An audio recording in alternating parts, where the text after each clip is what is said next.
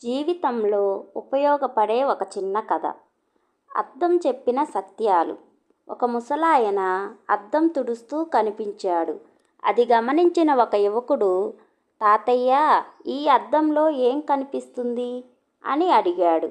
నువ్వు చూస్తే నిన్ను చూపెడుతుంది, నేను చూస్తే నన్ను చూపెడుతుంది అన్నారు తాతయ్య.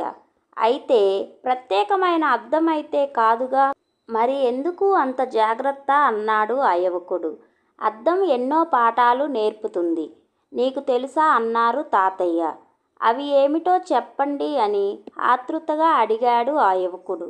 ఒకటి, నువ్వు అద్దంలోకి చూడగానే నీ ముఖం పైన ఉన్న మరకను ఎంత ఉంటే అంత చూపెడుతుందిగా అన్నారు తాతయ్య.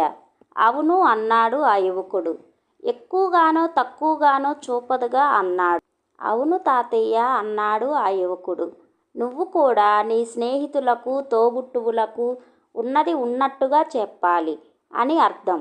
తప్పైతే తప్పని, ఒప్పైతే ఒప్పని, అంతేకాని ఎక్కువగా ఇంకేదో ఊహించి చెప్పకూడదు అన్నారు ఆ తాతయ్య.